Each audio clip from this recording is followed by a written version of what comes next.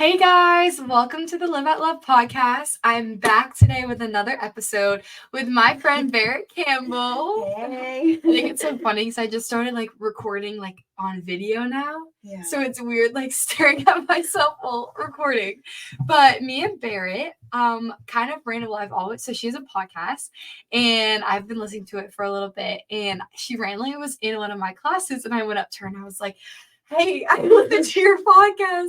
I was like, can we be friends? And then we met up. We got, where we go? Shepherd. Oh, yep, Shepherd. And then we got lunch and just caught up. And it was just really cool getting to know you and your heart and just hearing everything about you. We're really similar. I became the chaplain of AD Pi, and so Barrett's the chaplain of Tridel. And so I was like, hey, can you give me just advice on how you're a chaplain, what do you do for your small group and stuff like that. So enough of me, but tell us a little bit about yourself, Barrett. Let's see. I'm Barrett Campbell. Like Olivia said, I am Tridel chaplain, and I guess my term is kind of coming to an end, but it's been really amazing. Just leading these girls.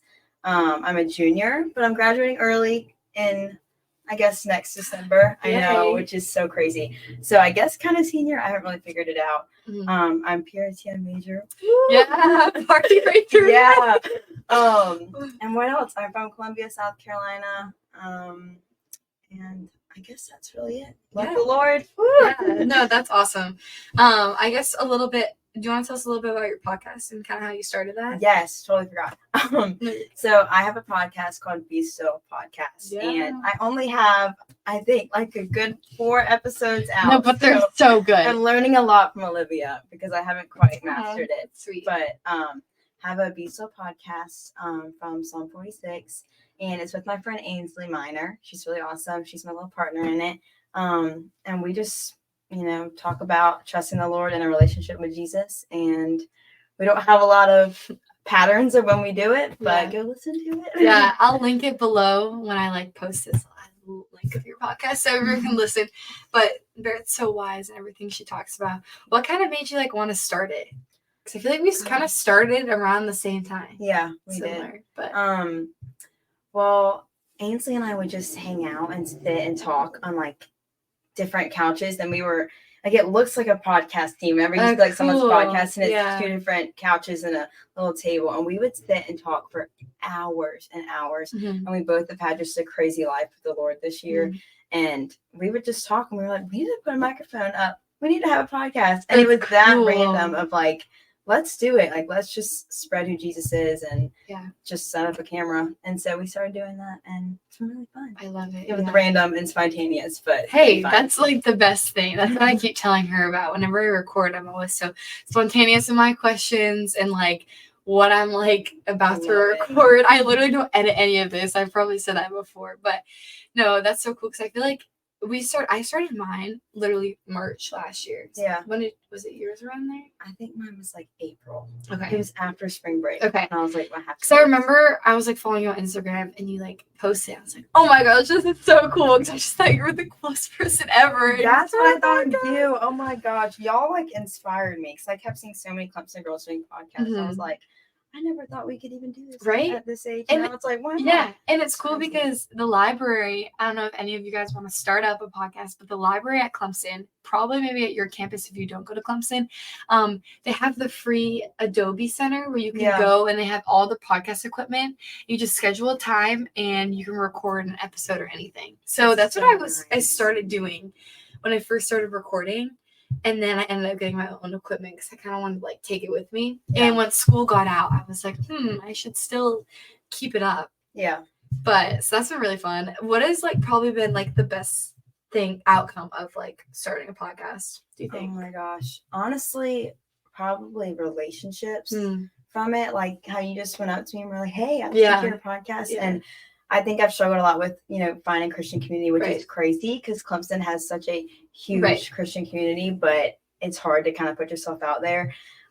So having a podcast has introduced a lot of people that were like, oh, I listened to your podcast. Yeah. I'm like, this is a fellow Christian. We can be friends. And that has probably been amazing, just the fellowship of it. That's really cool. No, I love that. This one girl came up to me.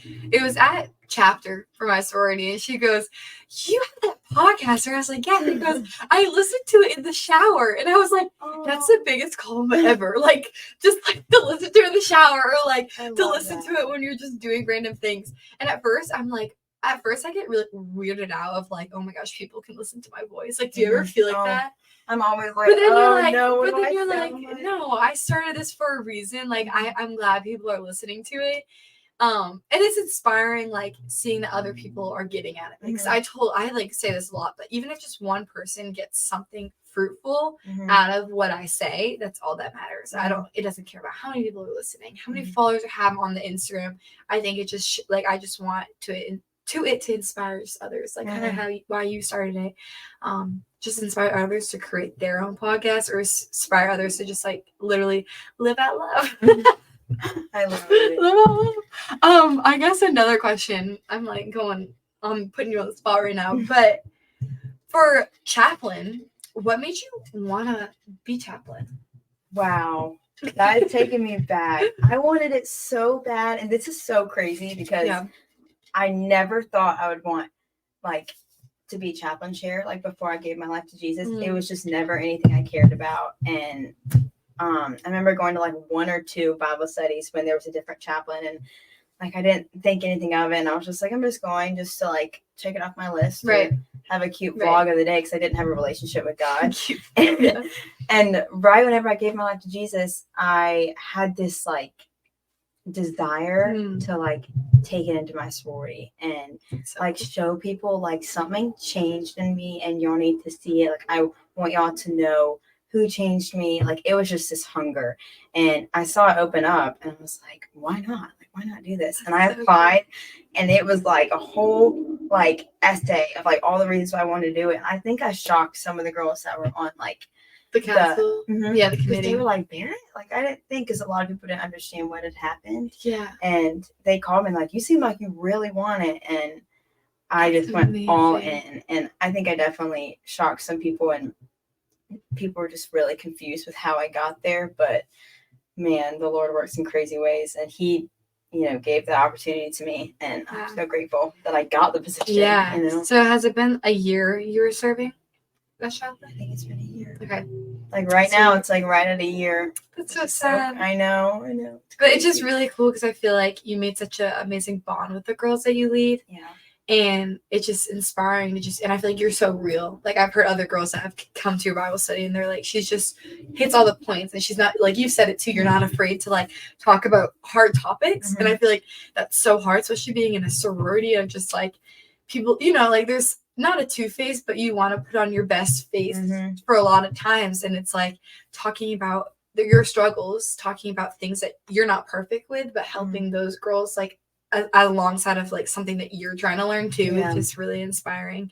It's scary. It's really, really scary. It is. Like, not just like tell people what they want to hear. Yeah. And it's hard with the podcast too. Like, I feel like I remember my first episode, I was talking about what it really means to be a Christian. Like, no lukewarm, like what does it actually mean to be a follower of Jesus? And I remember some of like my high school friends listened, and I got some feedback, and it was like, oh, I've listened to your podcast. It's interesting. And I was like, yeah, I mean, it's scary. Like, it's a scary thing to have people come up to you and say that. And I just don't want to hold back, but it is hard getting like people are looking at you differently. And it's tough. It's really hard, because it's like, for me, I don't want people to think I'm just like this, goody Christian girl who like has this podcast, is the chaplain, and like, it's really hard looking at someone and just judging them for their outside appearance and what they do and like certain activities and things.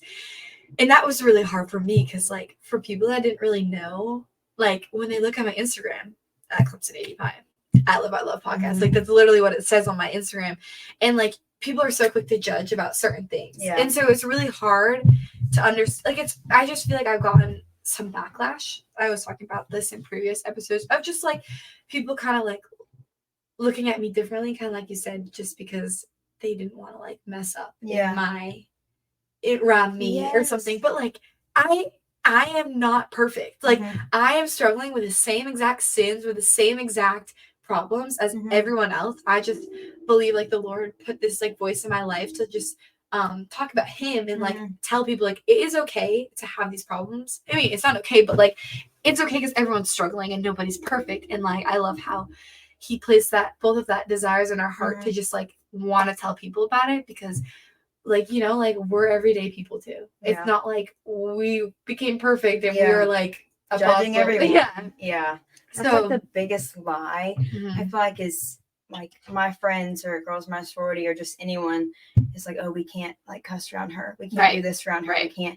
I'm like, I am not like taking me off this pedestal because I will fall. Like I am not like I'm the exact same as you. There's nothing different. Like I'm not judging anybody. And I think people see like the way I live my life and you live your life, and they think that we're trying to put on a front and trying like, oh, we stopped doing these things because we're trying to appear like this amazing Christian. But no, it's our life has been pruned by Jesus, and it's not from our own like will. Like we didn't do that; He did. And it's not to make other people feel bad about themselves. It's to encourage others and just show people who Jesus is, and not a judgmental way. Exactly. And I just feel like it's hard, but also I feel like I just hope it inspires other people who listen to stuff like this or who come to our like Bible studies and stuff to like, if you have a gift that the Lord is calling you to do, like do it. And I feel like with you, like you said about wanting to be the chaplain of Tried Out, like you were like the Lord literally placed that, like you just had that desire, and like that was the Lord completely. That was the Holy Spirit telling you like you needed to go do that just because you're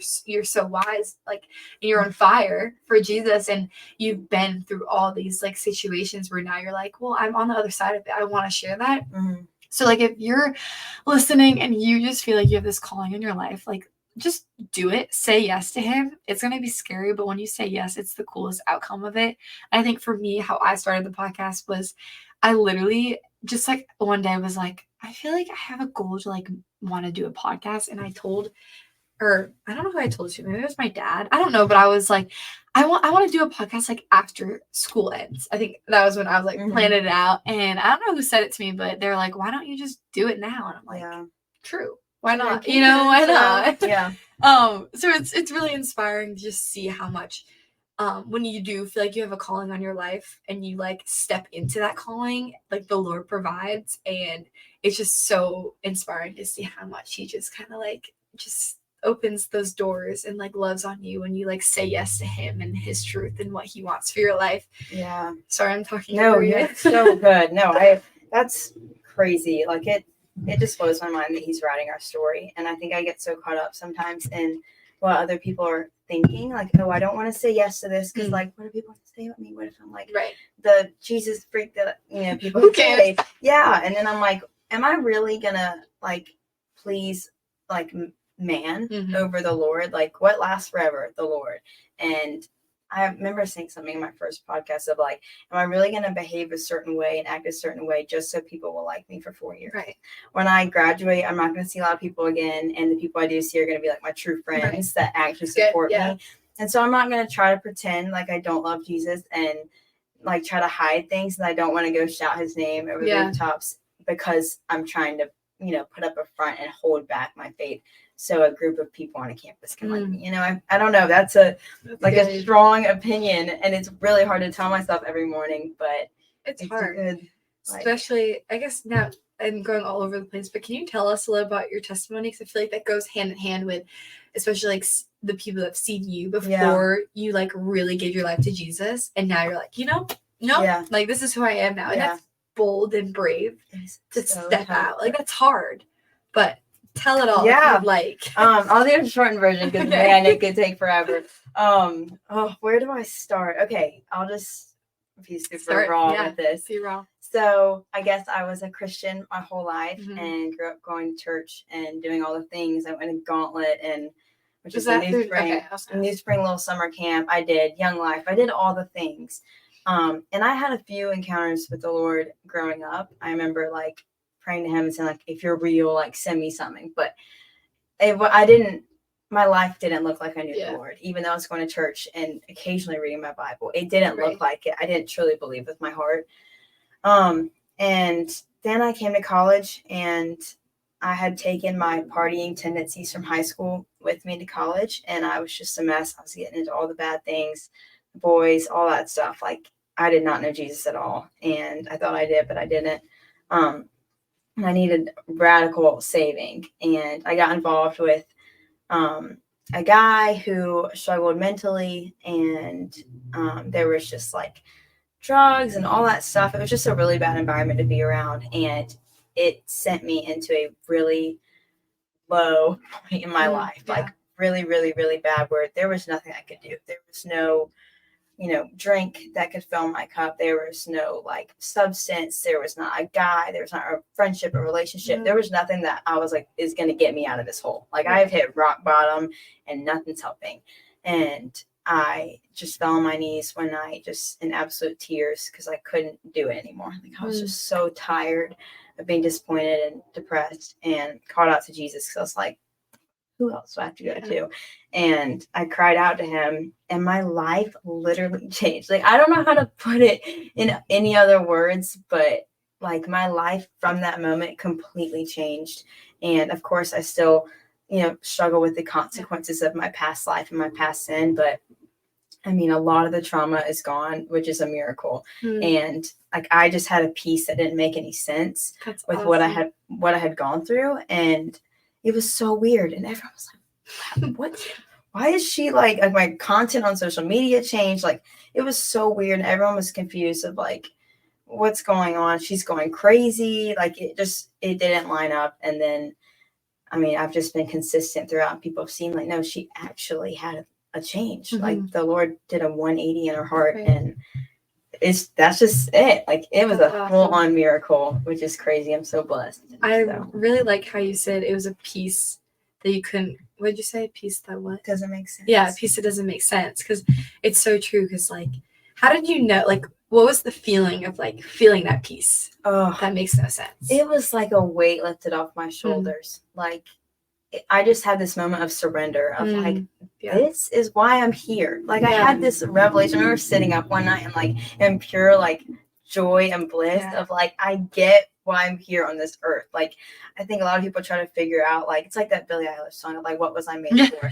Everyone is trying to figure out like why they're here. What is the point of this life? Like, people always think about, death and stuff. Like, what is the point? And I was an overthinker, still am. And so I thought about that stuff a lot. And I remember being like, I am made for him. You're made for more. Yeah. I'm like, this is why I'm made to like spread the news of Jesus, like what he does. And so it really just changed my life. And I don't even know. It was that moment, just the moment of surrender of like, there's nothing I can do. And there's nothing in this earth that will satisfy. Yeah. And I had realized that after trying everything and exploring everything and partying and whatever, I was like, there's nothing will make me happy. Nothing will bring me that joy other than him, Yeah. Sorry. As I'm rambling so bad. While you're saying that, I had a verse that I was talking to someone in the car, and it's actually funny. I went to this like worship school this summer, and they gave a song that was talking about you were made for more. And I was like, I really want this tattooed on me, which I don't know. In a year, if I still want that, maybe. And I kept being like, the song was really cool. And they just released it like maybe like last week. It was Josh Baldwin, I think. It's called I Was Made for More. But it's literally a verse, John 10:10. And when you're talking about like, you're saying how you just wanted to show people like why we're on this earth, like why we were made, like we were legit made for more. Isn't that so cool? I'm gonna read it. You probably found it. John 10:10. The thief comes only to steal and kill and destroy. I have come that they may have life and have it to the full. Wait, maybe that's not the right one. But anyways, in the verse that my friend texted me, I need to text her again. Maybe I need to ask what one it was. But she was like saying how like you are made for more.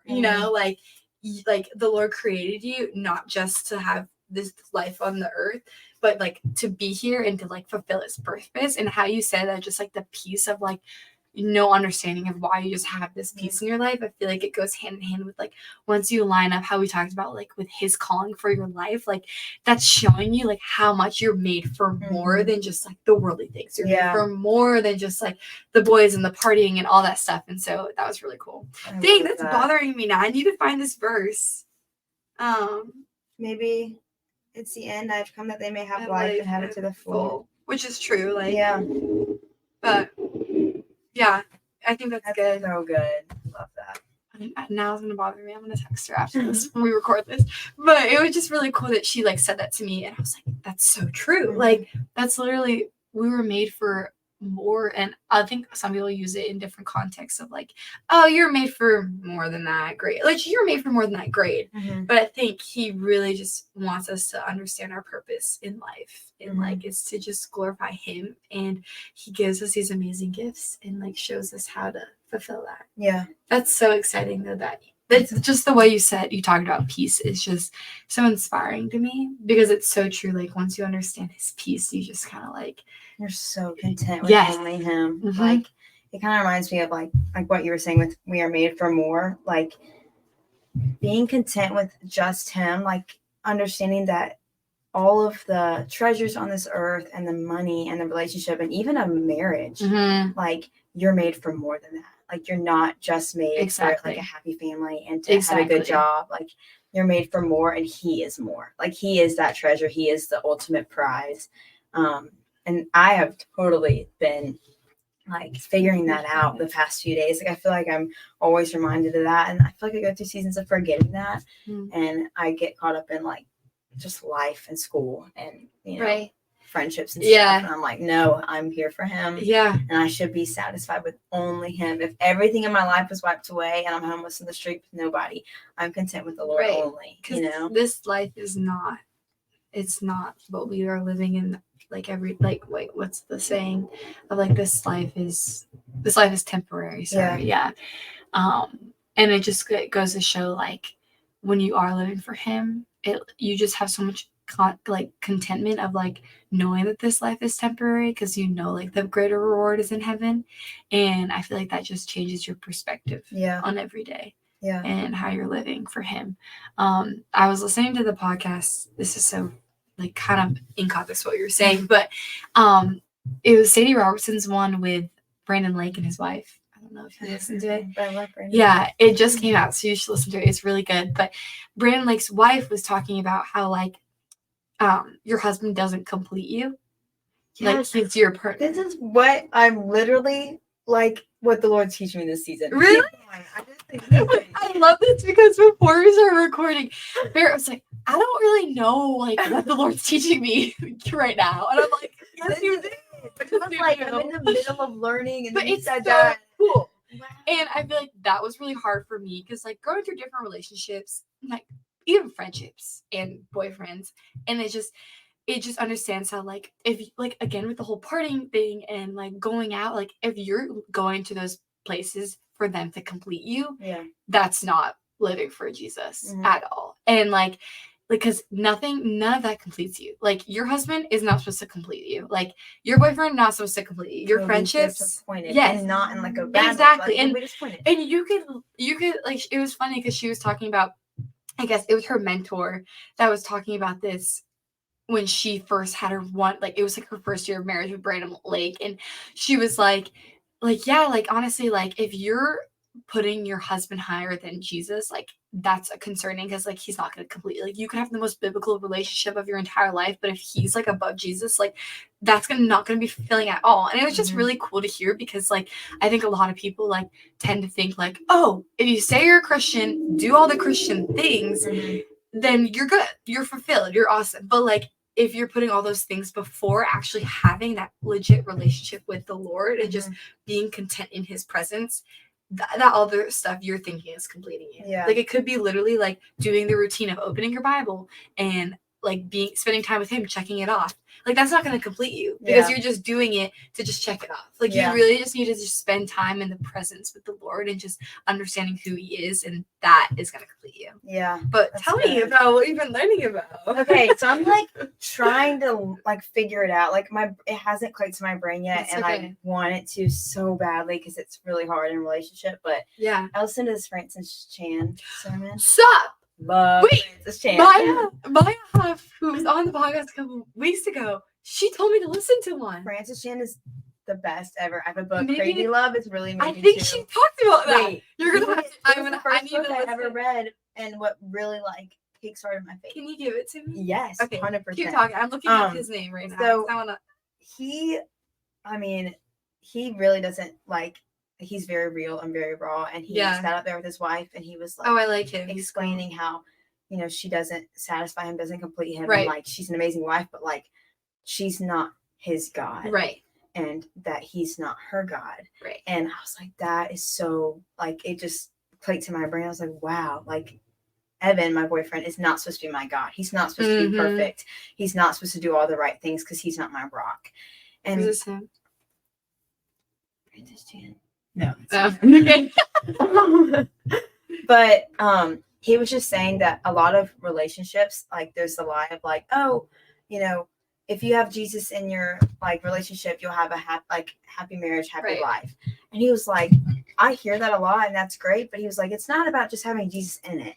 It's not about just having Jesus in the center. It's Jesus is all of it, like absolutely all of it. Like it's not like, oh, we're in a relationship and Jesus is right in the center. It's like, no, I am so devoted to the Lord, and he is so devoted to the Lord, and together we like meet. And it's just about keeping both of our eyes up, and we aren't worried about like he spoke about like not worrying about the little things of like, oh, they didn't communicate well or they didn't do these things. And like he was like, they're not supposed to be. He's like, you're not supposed to have time to worry about what those like what your partner's not doing correctly. It's let me focus on the Lord completely. And it doesn't matter that they're not living perfectly. They're not supposed to. It doesn't matter that they're not treating you perfectly and that I'm not treating him perfectly. It's we can worry about the other stuff later. Right now we got to focus on our mission here, which is to spread the news of Jesus. And that's good. Obviously there's still stuff in relationship to work out, but really not expecting perfection in your partner, because realizing that your partner's not your God. I've heard that from so many people. That's cool. That's really cool that we're talking about that. No, I love it. I just thought it was really real when she talked about that on Sadie Robertson's podcast, and I was like, ooh, cool. It kind of relates to what we're talking about. Yeah. But I think I wanted to add this, but I kind of missed it when we started talking about completing. But I think when we were talking about like being real and vulnerable and just like choosing now to talk about Jesus and just like forgetting like when I leave college, like what was I doing? You know, that whole thing. I read this like quote on, I think it was Facebook. My mom's Facebook friend like posted it, and she was like, isn't it going to be so cool that one day when we get to heaven, we see someone that comes up to us and is like, who knows if this is how, like, if we're going to remember anything when we get to heaven, but like if someone came to heaven and was like, thank you, like I'm here because of you. I'm here because you took a leap out of faith and you made a podcast. You took a time out of your day to like really like show me who Jesus is and like have a relationship with me to like grow me closer to the Lord. Like I just think that's really inspiring to be like, why we're here and why we're doing this stuff is to ultimately like get to Jesus and to just show other people that they can get to Jesus too. And I thought that was so cool. Like imagine one day you could see someone that's like, thank you. Like I am here because you showed me how much a fulfilling life it is to be with the Father. So that was really eye-opening. So good. I feel like I always forget how temporary this world is. Like I love when you said how temporary it is. Like it's so short compared to eternity. Like what we have like average 80 years. Like I'm just like it's just not that much. And sometimes I'm like, oh, I'm gonna live my life for like that marriage. I'm gonna live my life for, you know, having kids, and I'm gonna live my life for retirement. But it's like, no. I need to be living life for like eternity, not this little section. Like maybe focus this whole time on like where I'm gonna go, which is doing what the Lord calls us to do. And I think it's hard too, because I think we do get so caught up because we grow up on this timeline, like K through 12, and then college, and then you get married, have kids, you know, blah blah blah. But sometimes you just gotta stop and be still and like have that peace and like and living in the moment and just like understanding like, oh, okay, like this is where I'm going. This is why I'm here. Like I could die tomorrow. Like I'm not gonna live for a future that may not happen. You need to live every day for Him, which is a lot harder to say than it is to live out. It's really hard. It's really hard. I saw this other podcast where like someone was asking like you're gonna be real with them. Like if you decide to like give your life to Christ and like want to like change your life for Him for the better, it's hard. But like in the end, you just see so much fruit and understand like why it's so much better to really just put your trust in Him and give everything to Him and surrender it all. Yeah. But it's hard. It's really hard. You know that. Like, it's hard. You've been. I always think, like, I'm not gonna, like, I guess when I'm, like, maybe if I make it, like, 9 years old, I'm not gonna look back and say, man, I regret how much I talked about Jesus. Right. I regret being in college and being that one person that stood out because of, like, how I spoke or things I didn't do and stuff. Like, I'm not gonna regret that. I will regret pretending I don't know him when I go in a classroom, or pretending I don't know him when I go to chapter at night. Like, I gotta wear, like, the name of Jesus everywhere I go, not just in church, not just in FCA. Like, he needs to go with me everywhere. And that's hard. That's a hard concept. But I just like to think I'm not gonna regret, like, living radically for him ever. You know? That's really good. Well, before we wrap up, I know we've both been talking about John 4. Yeah. Another, like, crossover. It's funny because we have 80 Pie as their mom's weekend. Shout out, it's gonna be on Saturday. This is gonna release on Sunday, so hopefully it goes good. I mean, the Lord will be there, so it will go good. But I wanted to talk about the woman at the well, and I was telling Barrett about it, and she was like, oh, I'm literally talking about that too. I love So I just John really 4. want to hear your insight on John 4, and just, like, we can go off of each other because I have my notes in here too that we can kind of, yeah. But so like, short little, like, tiny preface.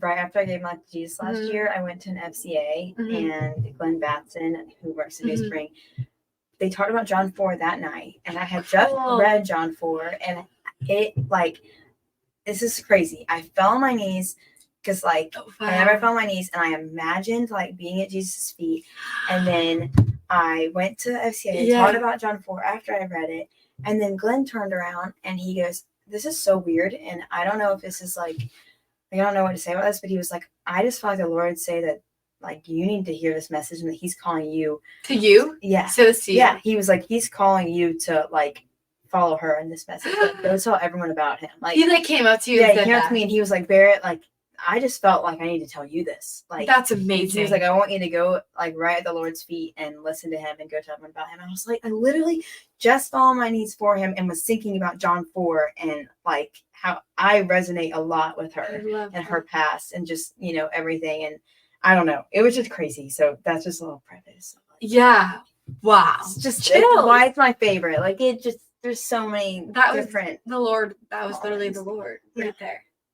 That's gonna make me cry. That's really sweet. I love it. It's just amazing. But yeah, tell me just things that stuck out to you in it. Okay. Well, I guess I go with my notes, but I think just the fact, like, I think a lot of women in college can relate to her. She had a past with, you know, sleeping with different men. Yeah. I think she said she had, like, 5 husbands. Right.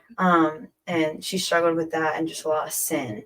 And she was like, no one loves me. No one's going to want me. Like, I've messed up so much. And she was seeking so much validation in relationships. And she was trying to get, like, fulfillment from sleeping around and from being loved by different men. And she couldn't find it. So she kept looking around. She couldn't find it. And I think I struggled with that, with, like, just thinking dating a guy would, like, fill me up and I would get the love that, like, the true love, which is only in Jesus. And when Jesus goes out of his way, when Jesus goes out of his way to see her in Samaria, like, Jews did not go to Samaria. Right. Samaria. Right. Yeah. They didn't do that. Yeah. And he was going to, let me see. He was going to, I think he was going to, is it the, I'm pulling up. I don't know where he was going, but he could have gone easily around, which most people that were traveling would go around Samaria, most Jews. He went through it only to see her. Right.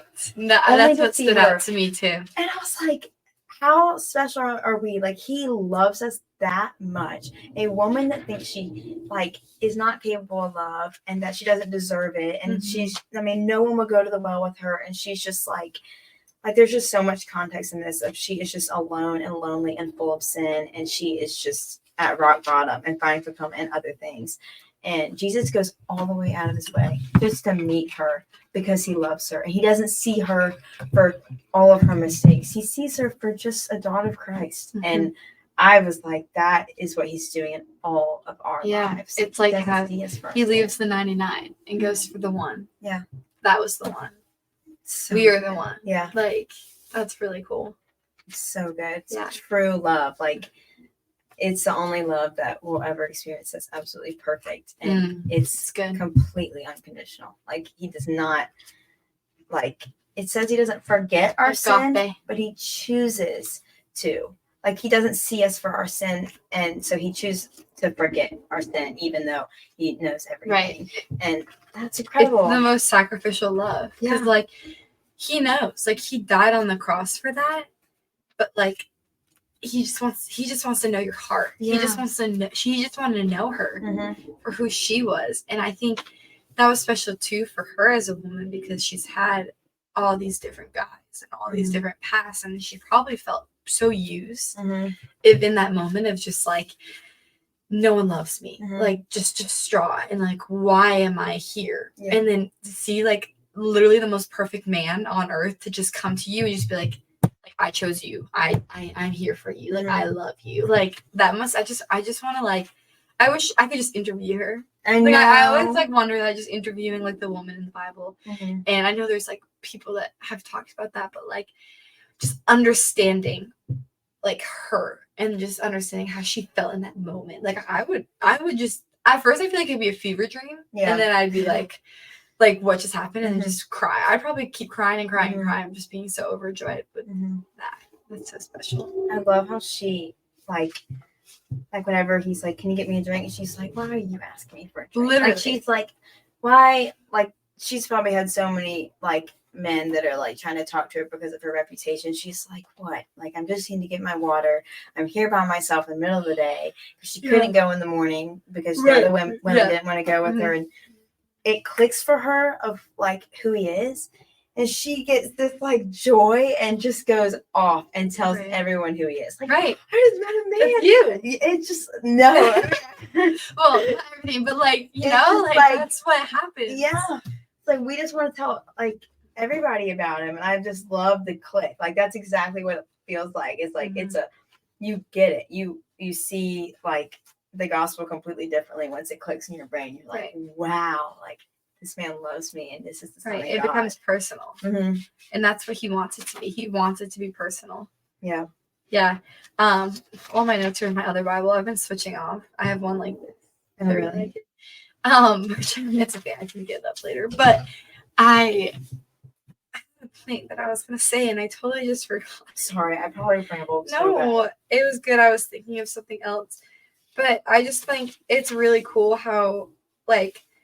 Oh, yeah, that was my point. How Glenn came up to you and was like, here, I think this passage, like, resonates with you. Like, I think you need to hear this. And, like, isn't it so cool how all those years ago, this story happened in the Bible? Yeah. And it is so cool how the Lord, like, knew from that plan that he had that story for people now, like, in today's day and age, to be touched by that and to understand his love for them. Yeah. Like, just from you. Like, literally, you are literally a proven testament of, like, all along ago, that story that happened, like, he wanted that to be in the Bible because of, like, how much that resonated with you and probably other women that have felt the same and, like, understood his love just because of this woman and her journey and how it, like, you know, and I think that's really cool, too, because it goes on with, like, our trials and times and stuff of, like, this woman was struggling. Like, she was lost, but it is so, like, it's so cool to understand how like Jesus came to her and you see the whole picture fall out.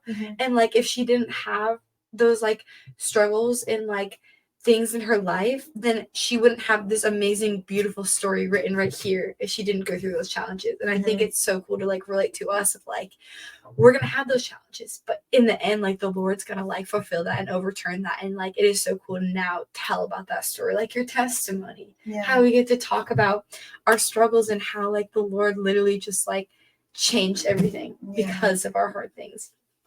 Sorry, that was a tangent. No, it's so good. I like get on and I'm just like, go. I need to just keep talking. I love it. It's literally like living and breathing. Like, I feel like I could read the same section over and over again and get something different every single time. That's how I am in James. Really? James love is like, James. You can just read so much. It's so good. Is it James 3 that be doers of the word? Yes. That's like one of my favorite verses. So good. So good. I love seeing all the little notes in your book. In your Bible. Yeah. I love it. This has been really fun. I know. Thanks for coming on. Thanks for having me. Do you have anything else to say while we're here recording? I mean, I guess just don't be scared to talk about the Lord. Don't be scared. You won't regret it. I promise you will not. Especially if you were to die tomorrow, you will not regret talking about Him. If that makes any sense. No, I love Don't be scared. I wish I had that verse of, are you now not, was it pleasing man, doing this to please man?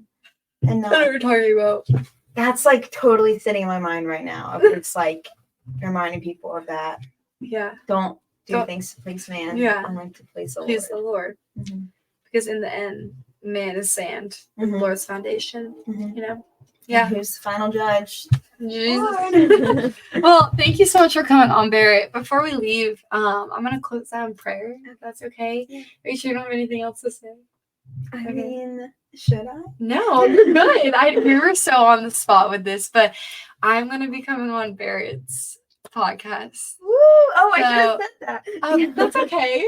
But I'm so excited because we kind of have different ways of how we do things with the podcast. So I get to you get to be my interviewer next. And I was her interviewer today, which is really fun. So good. But yeah, so I'll close that in prayer. But Jesus, thank you so much for just this beautiful day and getting to be with Barrett and just understanding her amazing testimony and her heart for you, Jesus, and getting to talk about just the woman at the well. And I just hope everything that was being said at this podcast, Lord, that you just make it fruitful for the listeners, that you just inspire everyone listening to just go and live out your love and live out who you've called them to be, Lord. And I just pray that people who feel like they have a calling on their life, that they will take it. They will take that leap of faith, Lord, because you are just so gracious to everyone and you love us all the time. And by giving us these gifts, you want that for our purpose for life, because you made us for more. You made us to have this relationship with you that is fulfilling and completes us, Lord.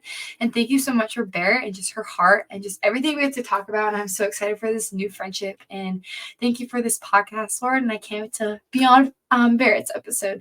So I just pray that we have a great rest of our day and that all listeners will have a great day wherever they are listening to this. In Jesus' name, amen. Amen. Well, thank you guys for listening, and we'll see you next week. Bye. Bye.